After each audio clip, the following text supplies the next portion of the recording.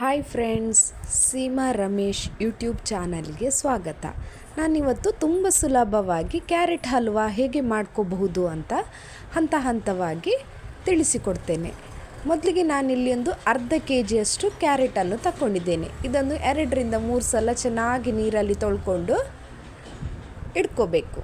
ಈ ಕ್ಯಾರೆಟ್ನಲ್ಲಿ vitamin A ಜಾಸ್ತಿಯಾಗಿ ಇರೋದ್ರಿಂದ ಇದು ಕಣ್ಣಿಗೆ ಎಲ್ಲ ತುಂಬ ಒಳ್ಳೆಯದು, ಕಣ್ಣಿನ ದೃಷ್ಟಿಗೆ ಎಲ್ಲ ತುಂಬ ಒಳ್ಳೆಯದು. ಇದನ್ನು ಹಸಿಯಾಗಿ ಸಹ ತಿನ್ಕೋಬೋದು, ಮತ್ತು ತರಕಾರಿಗಳಲ್ಲಿ ಹಾಕಿ ಸಲಾಡ್ಗಳಲ್ಲಿ ಹಾಕಿ ಸಹ ತಿನ್ಬೋದು. ವಿಶೇಷ ದಿನಗಳಲ್ಲಿ, ಬರ್ತ್ಡೇ ಪಾರ್ಟಿಯಲ್ಲಿ ಇದನ್ನು ಹಲ್ವ ಸಹ ಮಾಡಿ ತಿನ್ಕೋಬೋದು. ಆದರೆ ಇದು ಸ್ವಲ್ಪ ಡಯಾಬಿಟಿಸ್ ಇರುವವರಿಗೆ ಸ್ವಲ್ಪ ಕಡಿಮೆ ತಿನ್ನಬೇಕು, ಯಾಕಂದರೆ ಇದನ್ನು ಸಕ್ಕರೆಯಲ್ಲಿ ಬೇಯಿಸಿರುವ ಕಾರಣ ಇದು ಸ್ವಲ್ಪ ಕಡಿಮೆ ತಿನ್ನಬೇಕಾಗ್ತದೆ. ಮತ್ತು ಇದರಲ್ಲಿ ತುಪ್ಪ ಮತ್ತು ಗೋಡಂಬಿ, ದ್ರಾಕ್ಷಿ, ಡ್ರೈ ಫ್ರೂಟ್ಸ್ ಎಲ್ಲ ಹಾಕಿರೋದ್ರಿಂದ ಜೀವಕ್ಕೆ ಸಹ ತುಂಬ ಒಳ್ಳೆಯದು, ಮಕ್ಕಳಿಗೆಲ್ಲ ಮಾಡಿ ಕೊಡ್ಬೋದು. ಈಗ ನೋಡಿ, ನಾನು ಇದನ್ನೆಲ್ಲ ಚೆನ್ನಾಗಿ ಹೀಗೆ ತುರಿದು ಇಟ್ಕೊಂಡಿದ್ದೇನೆ. ಎಲ್ಲ ಒಂದೇ ಶೇಪಲ್ಲಿ ಬರಬೇಕು. ಈಗ ಎಲ್ಲ ಆಪ್ಷನ್ ಉಂಟು, ಮಿಕ್ಸಿಯಲ್ಲಿ ಸಹ ಮಾಡ್ಕೋಬೋದಂತೆ, ಬಟ್ ನಾನು ಇದರಲ್ಲೇ ಮಾಡಿದೆ. ಇದರಲ್ಲಿ ಸಹ ತುಂಬ ಸುಲಭವಾಗಿ ಬೇಗನೆ ಆಗ್ತದೆ, ತುಂಬ ಹೊತ್ತೇನು ತಗೊಳ್ಳೋದಿಲ್ಲ. ಈಗ ನಾವು ಮಾಡಲಿಕ್ಕೆ ಏನೇನೆಲ್ಲ ಬೇಕು ಅಂತ ಒಮ್ಮೆ ನೋಡುವ. ಕ್ಯಾರೆಟ್ ಅರ್ಧ ಕಿಲೋ, ಮತ್ತು ಹಾಲು ಒಂದು ಅರ್ಧ ಲೀಟರ್, ತುಪ್ಪ, ಒಂದು ಸಕ್ಕರೆ 1/4 kg. ನಾನು ಅರ್ಧ ಕೆಜಿದು ಮಾಡಿದ್ದಲ್ಲ, ಹಾಗಾಗಿ 1/4 ಕಿಲೋ ಬೇಕೇ ಆಗ್ತದೆ. ಸ್ವಲ್ಪ ಸಿಹಿ ಇಷ್ಟ ಇಲ್ಲದಿದ್ದವರು ಸ್ವಲ್ಪ ಕಡಿಮೆ ಹಾಕೋಬಹುದು. ಇಲ್ಲಿ ನಾನು ಸ್ವಲ್ಪ ಒಂದು 4-5 ಏಲಕ್ಕಿಯನ್ನು ಪುಡಿ ಮಾಡಿ ಇಟ್ಕೊಂಡಿದ್ದೇನೆ. ಅದು ಸಕ್ಕರೆ ಒಟ್ಟಿಗೆ ಸಹ ಪುಡಿ ಮಾಡ್ಕೋಬಹುದು, ಆದರೆ ನಾನು ಸಪ್ರೇಟಾಗಿ ಪುಡಿ ಮಾಡಿ ಇಟ್ಕೊಂಡಿದ್ದೇನೆ. ಈಗ ಒಂದು ದಪ್ಪ ತಳದ ಪಾತ್ರೆ ತಗೊಳ್ಬೇಕು. ಇದಂದರೆ ಒಂದು 10-15 ನಿಮಿಷ ಬೇಯಲಿಕ್ಕೆ ಉಂಟಲ್ಲ, ಹಾಗಾಗಿ ಒಂದು ದಪ್ಪ ತಳದ ಪಾತ್ರೆಯನ್ನೇ ತಗೊಳ್ಬೇಕಾಗ್ತದೆ. ಇಲ್ಲಿ ಒಂದು 3 ಸ್ಪೂನು ಅಷ್ಟು ತುಪ್ಪವನ್ನು ಹಾಕಿ ಈ ಡ್ರೈ ಫ್ರೂಟ್ ಏನೆಲ್ಲ ಉಂಟು ಅದನ್ನೆಲ್ಲ ಸ್ವಲ್ಪ ಹುರಿದಿಟ್ಕೊಳ್ಬೇಕಾಗ್ತದೆ. ಫಸ್ಟಿಗೆ ಅದನ್ನು ಹುರಿದು ಸೈಡಲ್ಲಿ ಇಟ್ಕೋಬೇಕಾಗ್ತದೆ. ನಾನಿಲ್ಲಿ ಸ್ವಲ್ಪ ಗೋಡಂಬಿ ಮತ್ತು ಸ್ವಲ್ಪ ಬಾದಾಮ್ ಹಾಕಿದ್ದೇನೆ, ಮತ್ತು ಸ್ವಲ್ಪ ಒಣ ದ್ರಾಕ್ಷಿಯನ್ನು ಸಹ ತಗೊಂಡಿದ್ದೇನೆ. ಇದನ್ನು ಚೆನ್ನಾಗಿ ಕೆಂಪಾಗುವವರೆಗೆ ರೋಸ್ಟ್ ಮಾಡಿಕೊಂಡು ಸೈಡಿಗೆ ತೆಗೆದಿಡಬೇಕು. ಈ ಡ್ರೈ ಫ್ರೂಟ್ಸ್ ನಾವು ಹಲ್ವಕ್ಕೆಲ್ಲ ಹಾಕೋದ್ರಿಂದ ಈ ಡ್ರೈ ಫ್ರೂಟ್ಸ್ನ ಉಪಯೋಗ ಅಂತ ಹೇಳಿದರೆ, ನಮ್ಮಲ್ಲಿರುವ ರೋಗ ನಿರೋಧಕ ಶಕ್ತಿ ಮತ್ತು ಜೀರ್ಣಕ್ರಿಯೆಯನ್ನೆಲ್ಲ ಸುಗಮವಾಗಿ ಇಟ್ಕೊಳ್ತದೆ. ಮತ್ತು ಇದು ಹೃದಯಕ್ಕೆ ಸಂಬಂಧಪಟ್ಟ ಹಾಗೆ ಇದು ತುಂಬ ಒಳ್ಳೆಯದು. ಯಾಕಂತ ಹೇಳಿದರೆ ಇದು ಕೆಟ್ಟ ಕೊಲೆಸ್ಟ್ರಾಲನ್ನು ತೆಗೆದು ಹಾಕ್ತದೆ. ಈಗ ನೋಡಿ, ನಾನು ಆ ಡ್ರೈ ಫ್ರೂಟ್ಸನ್ನು ತೆಗೆದಿಟ್ಟಾಗಿದೆ. ಈಗ ಅದೇ ಪಾತ್ರಕ್ಕೆ ಒಂದು 3-4 ಸ್ಪೂನ್ ಆಗುವಷ್ಟು ತುಪ್ಪವನ್ನು ಹಾಕ್ಕೊಳ್ಬೇಕು.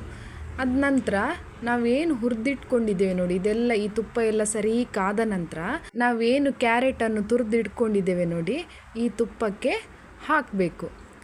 ಎಲ್ಲ ಹಾಕಬೇಕು. ನೋಡಿ, ಇದು ಅರ್ಧ kg ಕ್ಯಾರೆಟ್ ಈ ಪಾತ್ರೆಗೆ ಫುಲ್ಲಾಗುವಷ್ಟು ಆಗಿದೆ ತುರಿದ ನಂತರ. ಎಲ್ಲ ಹಾಕಿದ ನಂತರ ಈ ಕ್ಯಾರೆಟನ್ನು ತುಪ್ಪದೊಟ್ಟಿಗೆ ಚೆಂದ ಮಾಡಿ ಮಿಕ್ಸ್ ಮಾಡಬೇಕು.